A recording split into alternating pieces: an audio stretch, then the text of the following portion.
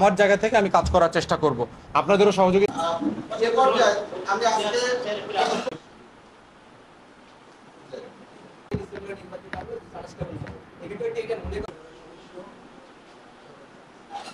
বরিশালে আসলে আমরা কমিটি করেছি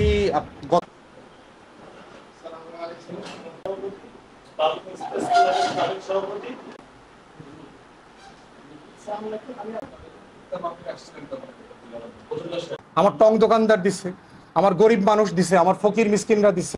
শেখ মুজিবের 1000টা সমালোচনা আছে, কিন্তু শেখ মুজিবুর রহমান বাংলাদেশকে দ্বিতীয়বার স্বাধীন করছে এটাও আমি বলেছি। কারণ সে না হইলে আজকে বাংলাদেশ ইন্ডিয়ার কলোনিতে পরিণত হইতো। 16ই ডিসেম্বর আমার জেনুইন বিজয় হয় নাই। আমি বোধ করি আমাদের একটা নতুন বিজয় দিবস বের করা দরকার, যেটা 30শে মার্চ হইতে পারে, যেটা 19শে মার্চ হইতে পারে, যেদিন আমাদের এখান থেকে সকল ভারতীয়রা চলে গেছে, বাংলাদেশের টোটাল প্রশাসন বাংলাদেশিদের নিয়ন্ত্রণে আসছে।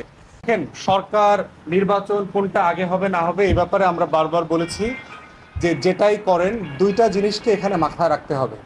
একটা হচ্ছে রাজনৈতিক দলগুলোর প্রত্যাশা, কারণ তারা গত 16-17 বছর ধরে এই ফ্যাসিবাদ বিরোধী আন্দোলনে সক্রিয় ছিল এবং তাদের অনেক ত্যাগ কোরবানি আছে।